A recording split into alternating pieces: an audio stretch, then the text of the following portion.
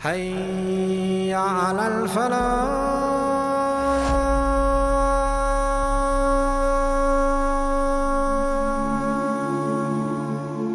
اور یہ وہ خوبصورت آیت کریمہ ہے آیت الکرسی. یہ حدیث آپ نے آج رٹ لینی ہے، یہ رٹ لینی ہے آپ نے حدیث، اور اتنی پکی رٹنی ہے کہ میرا مشورہ ہے کہ بچوں کے کانوں میں بھی بتانی ہے کہ یہ کام بھولنا نہیں. نبی پاک علیہ السلام نے فرمایا جو ہر فرض نماز کے بعد آیت الکرسی پڑھے گا نا، وہ مرنے سے پہلے پہلے جنت میں اپنا مقام دیکھ لے گا. اب اس سے بڑی فضیلت کیا ہوگی کہ مرنے سے پہلے پہلے. امام سیوطی علیہ رحمہ نے اس حدیث کو نقل فرمایا. اللہ کریم نے نا آیت الکرسی کے فوراً بعد ارشاد فرمایا لا اکراہ فی الدین، اس دین میں سختی کوئی نہیں. تو یا اللہ پھر کیا ہے؟ وہ جو کافر بڑا اعتراض کرتے ہیں نا کہ دین تلوار سے پھیلا ہے، تو دین ان لوگوں نے فوجوں کے ذریعے پھیلایا ہے. تو اللہ تبارک و تعالی نے تیسرے پارے کی آیت نمبر 256 میں وضاحت فرما دی کہ دین میں کوئی جبر نہیں ہے. ہاں ہم نے صورتحال واضح کر دی ہے، حق بیان کر دیا ہے. اب جو بندہ انکار کرے گا اس حق کا وہ شیطان کے ساتھ ہے، اور جو ایمان لے آئے گا تو پھر اس نے ایک مضبوط چیز کو پکڑ لیا ہے، اور اس مضبوط چیز کو پکڑا ہے جس نے کبھی کھلنا نہیں ہے. فرمایا دین میں کوئی جبر نہیں، سختی نہیں. لیکن نا دل اللہ کے کنٹرول میں ہے نا سارے، تو اللہ اگر چاہے تو سارے کافروں سے کلمہ پڑھوا دے. لیکن رب فرماتا ہے میں تمہیں حق بتاؤں گا، مان لو گے تو جنت ہے، نہ مانو گے تو جہنم ہے. اس لیے جبر والی بات کوئی نہیں. آگے اللہ تعالیٰ نے نا اسی پارے میں ارشاد فرمایا کہ اے محبوب علم تر الی الذی حاج ابراہیم فی ربہ. یہ بھی ایک انوکھی فطرت ہے انسان کی جس کو اللہ تعالیٰ نے اس پارے میں بیان فرمایا. محبوب آپ نے اس شخص کی طرف نہیں دیکھا جو حضرت ابراہیم سے جھگڑا کر رہا تھا ان کے رب کے بارے میں؟ جھگڑا کیوں کر رہا تھا؟ ان آتاہ اللہ الملک، کیونکہ اللہ نے اسے ملک عطا فرمایا. اللہ نے بادشاہی دیا تو وہ اللہ کے معاملے میں جھگڑے کرنے لگ گیا. وہ کہتا ہے میں ہی رب ہوں. تو حضرت ابراہیم علیہ السلام نے فرمایا میرا رب تو وہ ہے جو زندہ کرتا اور مارتا ہے. تو بیوقوف نے دلیل کیا دی؟ نمرود کہنے لگا میں رب ہوں، تو فرمایا میرا رب وہ ہے جو زندہ کرتا اور مارتا ہے. تو کہتا ہے میں بھی زندہ کرتا ہوں مارتا ہوں. دلیل کیا ہے؟ ایک سزائے موت کا قیدی منگایا، اور حضرت ابراہیم علیہ السلام کے سامنے کہنے لگا بھی تمہاری سزا کیا تھی؟ وہ کہنے لگا کل پرسوں پھانسی ہونے والی تھی. کہنے لگا جاؤ تم آزاد ہو. کہنے لگا دیکھ لو میں نے زندگی دے دی نا، حالانکہ یہ پرسوں مر جاتا. اور ایک بے گناہ کو پکڑا، تلوار ماری اور قتل کر دیا. کہنے لگا دیکھو میں بھی تو زندگی اور موت دیتا ہوں. اب حضرت ابراہیم اس کی اس دلیل پر اعتراض کر سکتے تھے. آپ نے خاص غور کرنا ہے بات میں. اعتراض کر سکتے کہ تو پاگل ہے، زندگی تو یہ ہے نا کہ جس کو تلوار سے مارا اسے اٹھا کے دکھا. یہ اعتراض ہو سکتا تھا. لیکن جب کوئی بیوقوفوں جیسی دلیل دے نا، تو علم مناظرہ کا اصول یہ ہے کہ پھر اسے اس کی زبان میں جواب دیا جاتا ہے. پھر اسے یعنی پھر اس کو یہ نہیں آپ کہیں گے کہ یہ تو نے کیا کیا. اب جس طرح کا منہ ہوگا تھپڑ بھی، یہ بزرگوں کی مثالیں ہیں نا. تو اس نے کہا جی دیکھو میں نے بھی بندہ ایک زندہ کر دیا ایک مار دیا ہے. اب یہ اس کی بیوقوفوں جیسی دلیل تھی، لیکن چونکہ بندہ ہی بیوقوف تھا تو اس کی اس کو سمجھ نہیں آنی تھی. تو حضرت ابراہیم نے دلیل بدل لی اور آپ فرمانے لگے چلو پھر اگر یہی بات ہے تو میرا رب وہ ہے جو سورج کو مشرق سے نکالتا ہے اور مغرب میں غروب کرتا ہے. تو اگر رب ہے نا تو اس طرح کر فاتی بہا من المغرب، تو اسے مغرب سے نکال. چل یہ تو نے زندہ مردہ کر کے دکھا دیا نا، تو مغرب سے نکال. فبہت الذی کفر، تو کافر پریشان ہو گیا اس لیے کہ وہاں سے نکال سکتا نہیں تھا. تو جب آپ کسی سے گفتگو کرتے ہیں نا تو الجھے نہیں، بات ایسی کریں جس کا کوئی جواب موجود نہ ہو. یہاں مفسرین نے ایک بڑی شاندار بات لکھی ہے. مفسرین کہتے ہیں کہ اگر وہ یہ کہہ دیتا نا یہاں پہ، کیونکہ بیوقوف تھا نا کہہ نہیں سکا، اگر کہہ دیتا نا کہ مشرق سے تو میں نکالتا ہوں، تو آپ اپنے رب سے کہیں وہ مغرب سے نکالے. تو مفسرین کہتے ہیں اگر حضرت ابراہیم فرما دیتے نا تو رب کریم نے سورج مغرب سے بھی نکال دینا تھا. لیکن فبہت الذی کفر، وہ یہیں پہ نہ رہ گیا. یہ اللہ کے بندے ہیں نا. امام اعظم ابو حنیفہ رحمت اللہ علیہ کے سامنے ایک دہری آ گیا. وہ کہتا تھا کہ ساری مخلوق خود بخود بنی ہے. تو امام صاحب نے بھی علم مناظرہ کے ساتھ اس کے ساتھ گفتگو کی. وہ کہنے لگا جی خود بن گیا سارا کچھ. تو امام صاحب کہنے لگے چل چھوڑ، کل بات کریں گے تیرے ساتھ. وہ کل دوبارہ آیا تو امام اعظم دریا کے کنارے کھڑے تھے. کہنے لگا امام صاحب بڑے پریشان کھڑے ہو. تو آپ فرمانے لگے پریشان اس لیے ہوں کہ میں نے عجیب ہی نظارہ دیکھا ہے. ابھی ابھی ایک درخت خود بخود کٹا ہے اور خود بخود اس کے تختے بن گئے، خود بخود رندہ چلا ہے، خود بخود کشتی بن گئی ہے، خود بخود دریا میں اتری ہے، اور خود بخود کچھ بندوں کو ادھر لے کے آنے لگ گئی ہے، کچھ کو یہاں سے ادھر لے کے جانے لگ گئی ہے. سارا کچھ خود. وہ کہنے لگا حضور سیانے بیانے بندے ہیں. کبھی کشتی بھی خود بخود بنی ہے، کبھی بندے خود بخود ادھر سے ادھر بھی گئے ہیں. آپ فرمانے لگے کشتی خود بخود نہیں بن سکتی تو اتنی بڑی کائنات خود بخود کیسے بن گئی؟ اور اگر بندے ادھر سے ادھر خود بخود نہیں آ سکتے تو بتا یہ سورج اور چاند خود بخود ادھر سے ادھر کیسے روز چلے جاتے ہیں؟ تھوڑی دیر چپ رہا، پھر آ کے امام اعظم کے ہاتھ چومے اور کہنے لگا آپ نے تو کمال کر دیا، میرا ذہن صاف ہو گیا، مجھے کلمہ پڑھائیں، میں بھی مدینے والے محبوب کا غلام بن جاتا. تو پکی دلیلوں کے ساتھ گفتگو کرتا ہے قرآن پاک. پکی دلیلیں. یہ آیت سبق یہ دیتی ہے کہ آپ کسی سے بات کریں تو اب چونکہ سپارہ لمبا ہے بات رہ نہ جائے، پر یہ مضمون اتنا شاندار ہے کہ میرا یہاں رکنے کو دل کرتا ہے. وہ ہمارا نظریہ یہ ہے کہ امام کے پیچھے سورۃ فاتحہ نہیں پڑھنی. اگرچہ جو پڑھتے ہیں اس پر کوئی سخت فتویٰ نہیں ہم دیتے، بعض آئمہ پڑھتے ہیں، لیکن سمجھانے کے لیے. امام اعظم ابو حنیفہ رحمت اللہ علیہ کی رائے ہے کہ امام کے پیچھے سورۃ فاتحہ نہیں پڑھنی. ہمارے پاس دلیل ہے، قرآن کہتا ہے جب قرآن پڑھا جائے تو خاموشی سے سنو.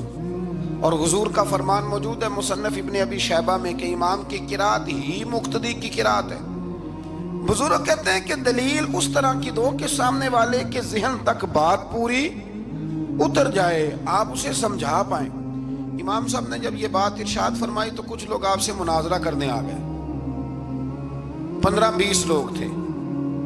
ایک ادھر سے بولتا پڑھنی چاہیے سورت امام کے پیچھے، ایک ادھر سے بولتا پڑھنی چاہیے، ایک ادھر سے بولتا.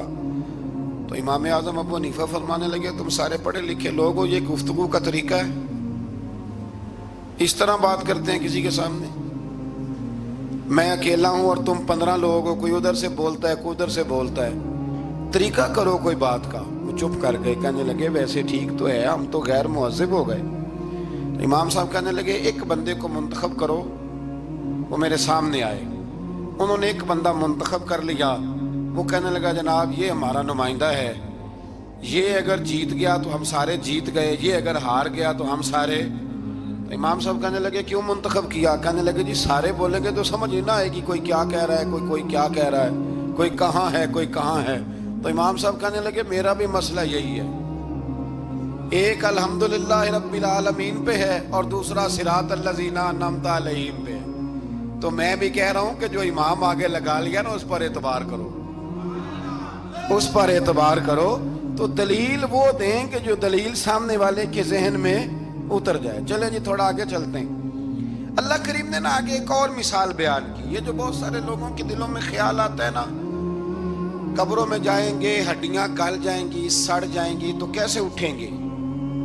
تو اسی پارے کی آیت نمبر 259 میں اللہ تعالیٰ نے ہمارا وہ مسئلہ بھی حل کیا اور 2 واقعات تفصیل کے ساتھ تیسرے پارے میں بیان فرمائے.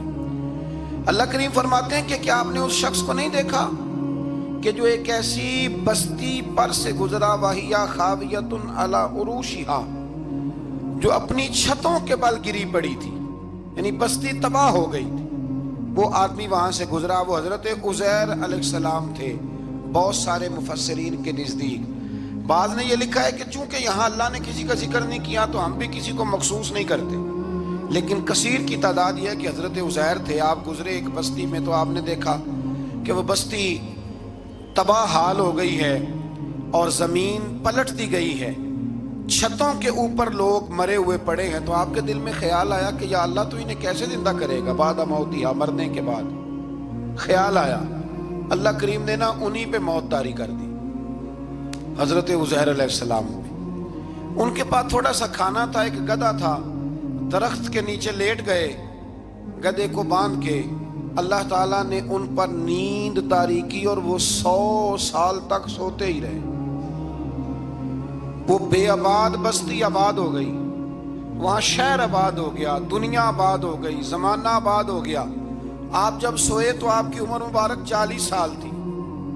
100 سال کے بعد اٹھے, ثم بعثا, جب اٹھے قال کم لبثت, اللہ نے فرمایا کتنی دیر سوئے, قال لبثت یومن او بعد یوم, کہنے لگے یا ایک دن سویا ہوں یا دن کا تھوڑا سا حصہ.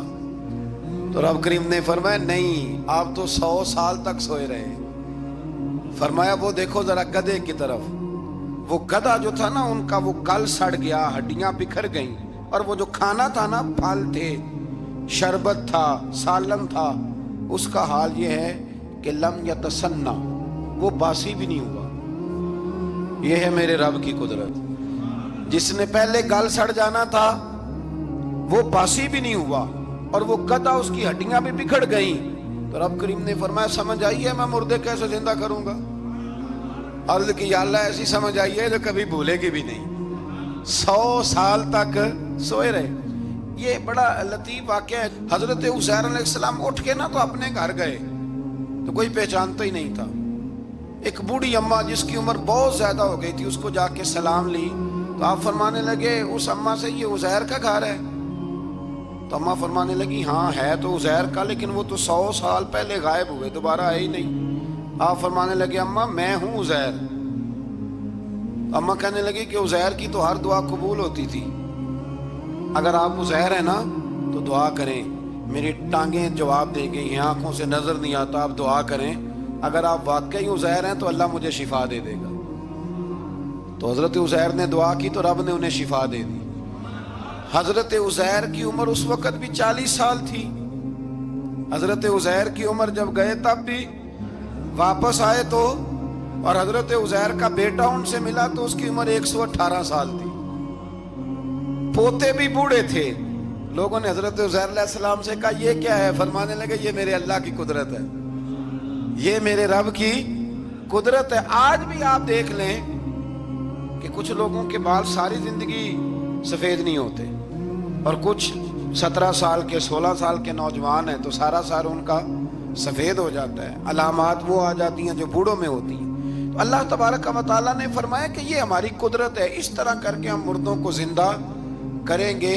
جب مومن قبروں سے اٹھیں گے نا, مومن آنکھ کھلے گی تو کہیں گے سویرا ہو گیا, جیسے ابھی سوئے تھے نا, کہیں گے دن چڑھ گیا.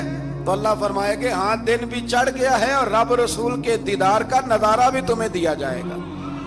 اٹھو بڑی شاندار صبح ہوئی ہے. اور کافر جب اٹھے گا تو کہے گا اوہو اب میرے لیے کیا نئی سزا ہے.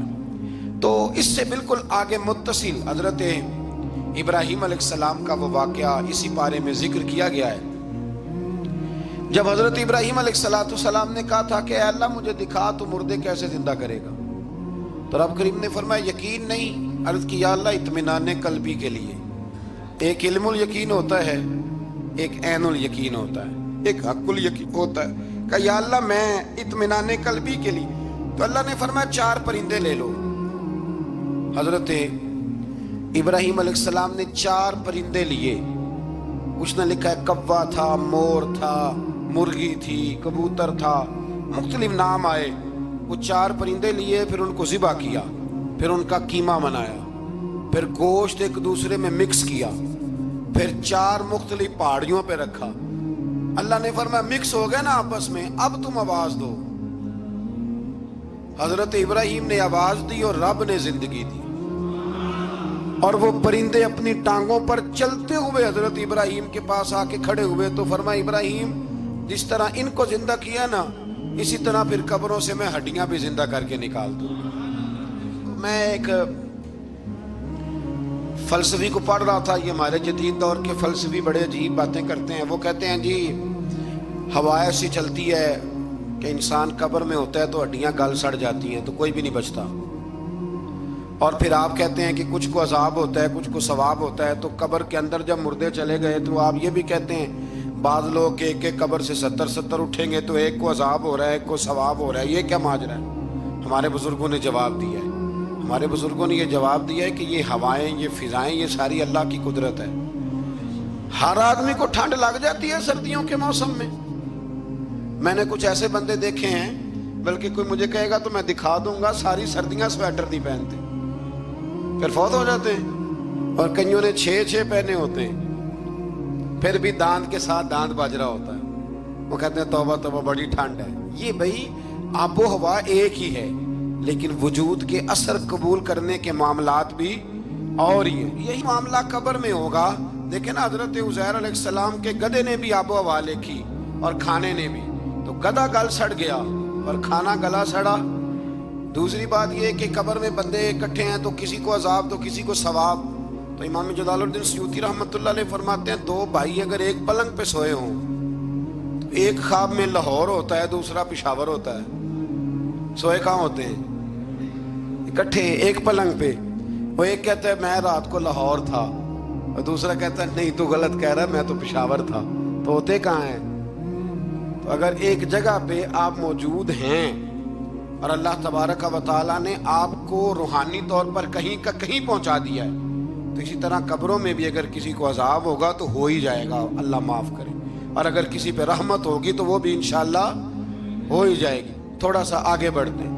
پھر اللہ تبارک و تعالیٰ نے نا اپنی راہ میں خرچ کرنے کی بات ارشاد فرمائی، فرمایا اگر تم میری راہ میں خرچ کرو گے تو میں تمہیں 700 گنا کر کے واپس کروں گا۔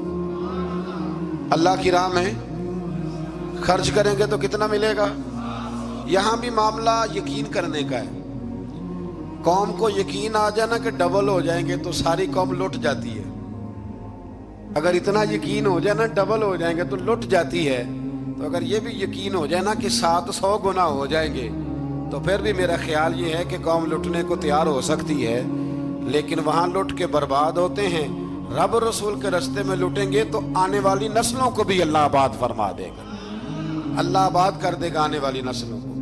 تو میرے دوستو تھوڑا سا آگے جب ہم اس بارے میں چلتے ہیں تو اللہ تبارک و تعالیٰ نے 2 باتیں ارشاد فرمائی۔ ایک تو ارشاد فرمایا کہ شیطان تمہیں نا 2 چیزوں کے بارے میں اکثر ورگلاتا ہے۔ ایک تمہیں کہتا ہے کہ کنجوسی کرو، فقر تنگ دستی ہو جائے گی اگر خرچ کرو گے، اور دوسرا تمہیں کہتا ہے بے حیائی کرو۔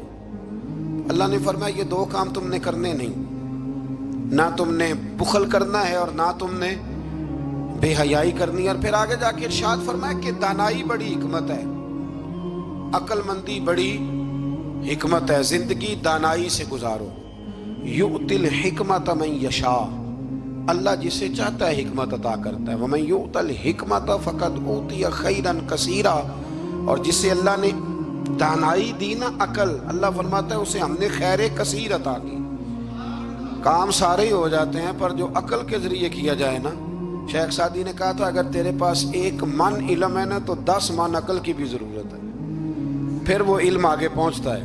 10 من 1 من شعور کے ساتھ دانائی کے ساتھ میرے نبی کریم علیہ السلام نے نا بڑی دانائی کے ساتھ دین پھیلایا ہے، بڑی حکمت کے ساتھ، بڑی خوبصورتی کے ساتھ۔ حضور نے ایک شخص نے آ کے کہا یا رسول اللہ صلی اللہ تعالی علیہ وسلم میں 5 نمازیں نہیں پڑھ سکتا 2 پڑھوں گا۔ تو صحابہ کہتے ہیں ہمارے دل میں خیال آیا کیسے اجازت ملے گی، نماز تو فرض عین ہے، ہر نماز کی ہر رکعت کا ہر سجدہ فرض ہے، اور یہ پوری 3 نمازوں کی چھٹی مانگ رہا ہے۔ لیکن حضور نے حکمت سے دین پھیلایا، دانائی سے۔ مسند امام احمد بن حنبل میں موجود ہے، حضور نے فرمایا اگر 2 نمازیں پڑھو گے 3 نہ پڑھو گے تو کلمہ تو پڑھ لو گے نا دل سے۔ حضور پڑھ لوں گا، فرمایا چل تو 2 ہی پڑھ لینا، کلمہ پڑھ صحیح۔ حضرت ابو ہریرہ کہتے ہیں اس نے 3 نمازوں کی چھٹی کی شرط پر کلمہ پڑھا، ابھی پورا ہفتہ نہیں ہوا تھا کہ اس نے 5 نمازیں کیا تہجد بھی شروع کر دی۔ اس شخص نے پھر اشراق اور چاشت بھی پڑھی، وہ ساری رات مصلی پہ بھی بیٹھا۔ لہٰذا دانائی کے ساتھ گھر بھی آپ کا حکمت سے چلے گا، دانائی سے چلے گا، دکان بھی آپ کی حکمت اور دانائی سے چلے گی۔ تو مسلمان اس کو نہیں کہتے جو جذباتی ہو جائے، جو فٹافٹ मराने पे उतर आए, उसको कहते हैं जो बड़ी दानाई के साथ, हिकमत के साथ चीजों को लेके आगे बढ़ता है। फिर अल्लाह तबारक व तआला ने ना 5वें से 6ठे रुकू में सूद की हुर्मत बयान की, और अल्लाह करीम ने फरमाया कि ये जो लोग कहते हैं ना कि सूद भी तिजारत की तरह ही है, ये भी तो कारोबार ही है, फरमाया क़यामत के दिन ये इस तरह खड़े किए जाएंगे जिस तरह किसी को शैतान छू लेना, शैतान छूता है तो वो आदमी यूं हो जाता है जैसे पागल हो गया है। तो इन लोगों को जो सूद और कारोबार को एक कहते हैं, इन्हें भी क़यामत में पागलों की तरह खड़ा किया जाएगा।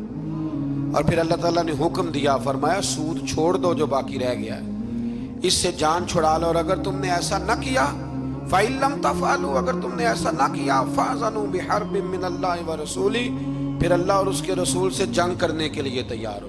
तवील तरीन आयत कुरान मजीद की, आयत नंबर 282, इसमें अल्लाह ताला ने फरमाया जब भी तुमने लेन देन करना है उसे लिखना है।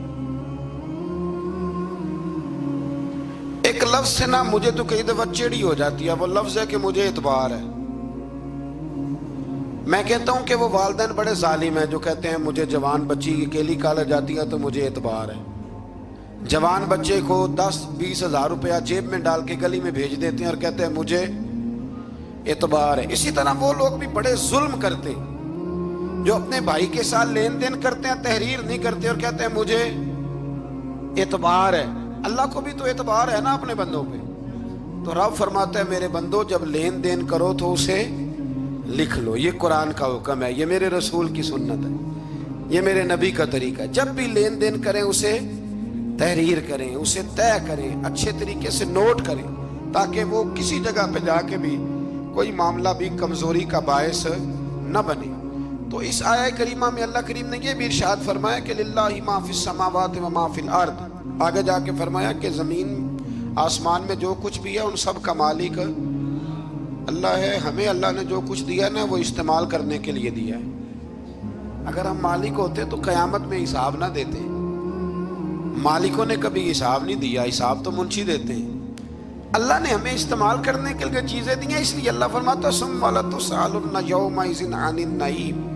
क़यामत में ना मैं तुमसे एक एक नेमत के बारे में सवाल करूंगा। तो ये सारी अमानतें हैं अल्लाह की, जितना कुछ हमारे पास है, वो कोई भी सलाहियत हो, कोई भी कुव्वत हो, तो उसको सही सही इस्तेमाल करें अमानत को। फिर मेरे अजीज अल्लाह तबारक व तआला ने ना इस सूरह मुबारका के आखिर में हमें एक दुआ सिखाई है।